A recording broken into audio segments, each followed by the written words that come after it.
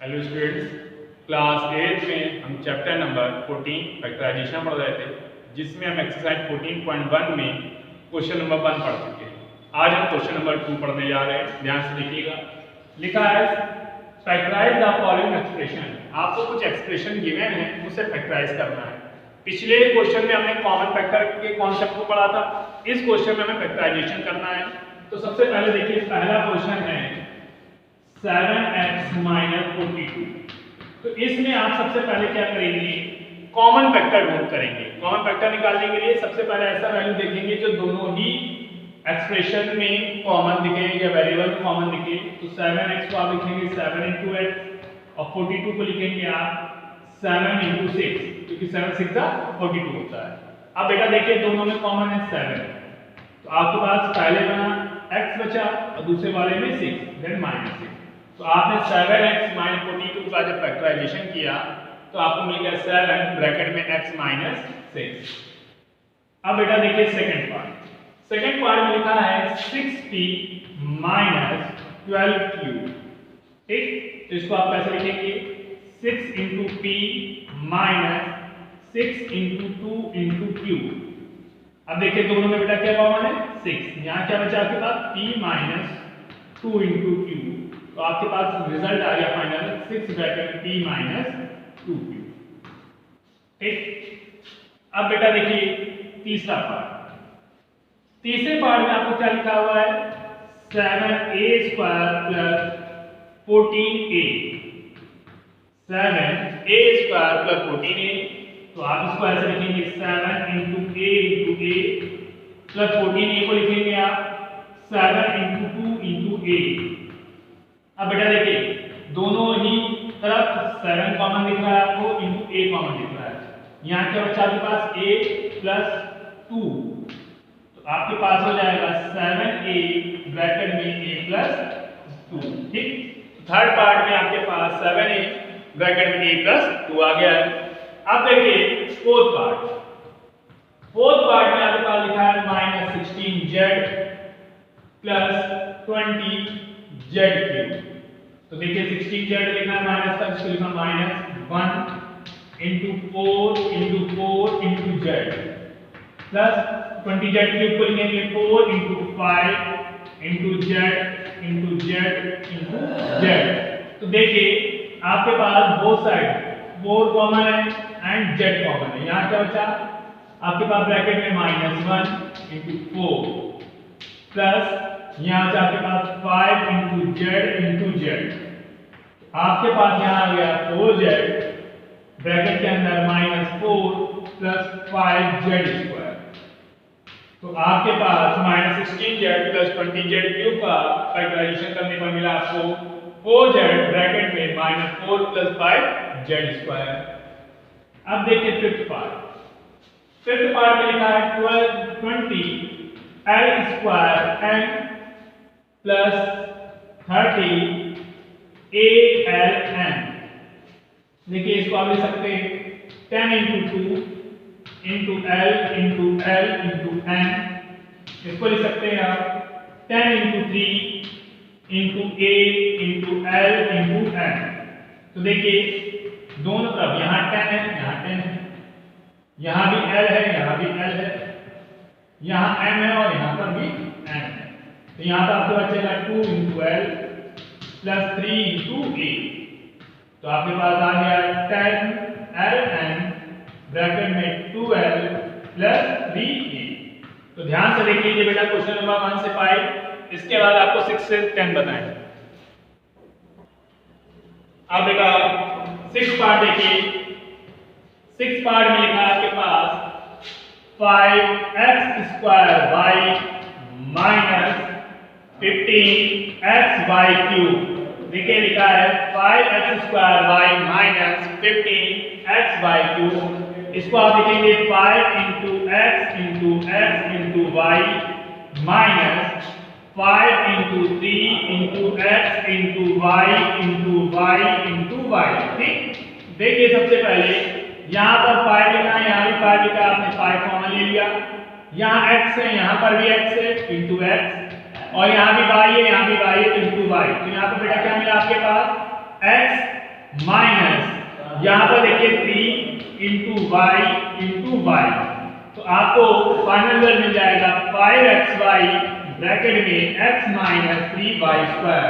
तो ध्यान से देखिए 5x² y 15xy क्यूब का फैक्टराइजेशन करने पर आपको मिलेगा 5xy ब्रैकेट में x माइनस 3y²।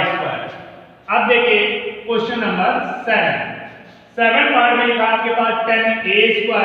अब यहाँ पर तीन टर्म्स में दिया गया है 10a² minus 15b² plus 20c²।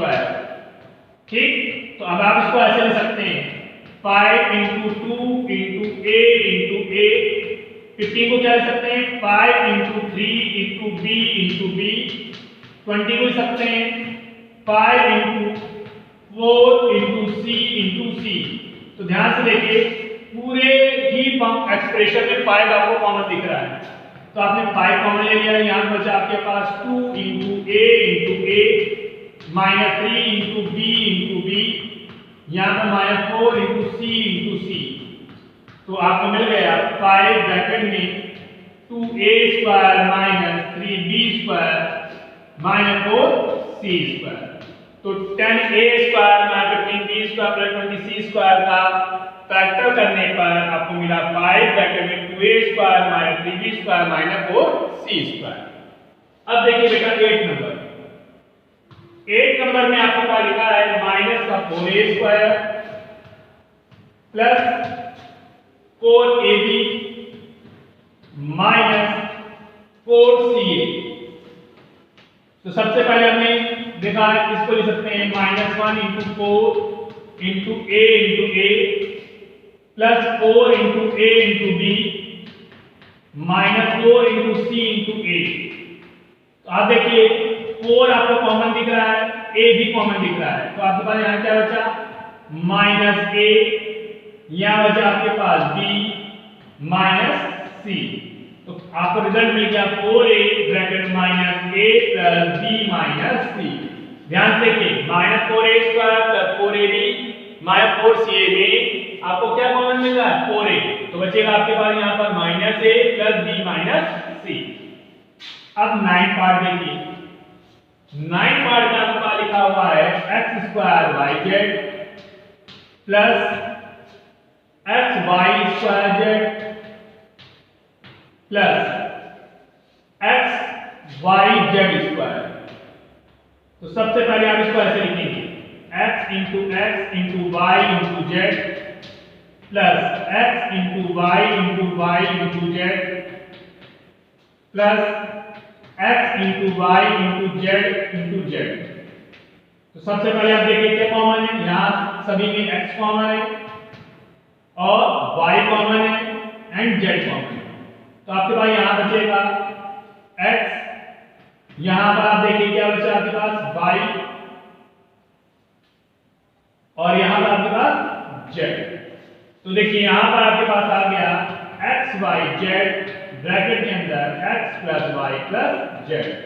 तो ध्यान से क्वेश्चन नंबर 9 तक देख लीजिए, फिर 10 नंबर आपको बता दें।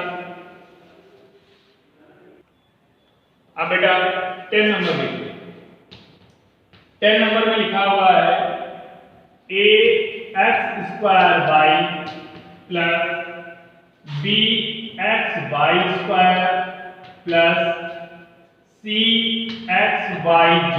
ठीक, तो देखिए इसको फैक्टराइज करते हैं हम a into x into y plus b into x into y plus c into x into y into z।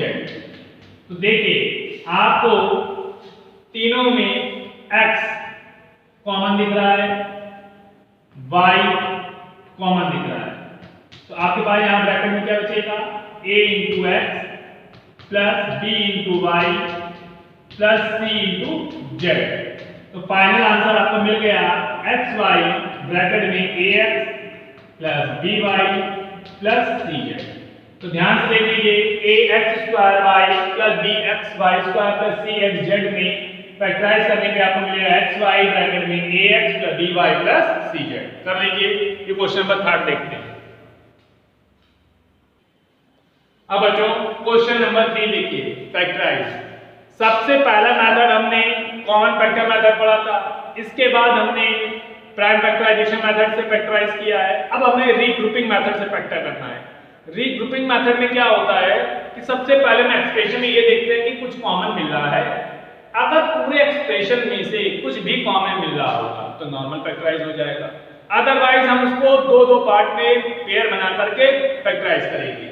तो देखिए पहला पार्ट है आपके पास X square plus X Y plus 8x plus 8y।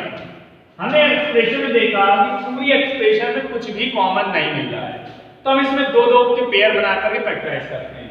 तो सबसे पहले हमने इन दोनों में से x कॉमन निकाला, बचा हमारे पास यहाँ पर x प्लस वाई प्लस इन दोनों में टर्म में से हमने 8 कॉमन लिया, बचा हमारे पास x प्लस वाई। ठीक, अब देखिए यहाँ भी x प्लस वाई है और यहाँ भी x प्लस वाई है, तो हमने दोनों में से x प्लस वाई को कॉमन ले लिया, तो हमारे पास यहाँ क्या बचा x और यहाँ पे प्लस का 8। फिर ध्यान समझिएगा, हमने दो पेयर पहले वाले लिए हैं, इन दोनों में से x कॉमन ले लिया है, यहाँ बचा आपके पास x, यहाँ बचा y। फिर आपने इन दोनों टर्म में से 8 कॉमन ले लिया है, यहाँ क्या बचा x, यहाँ बचा y।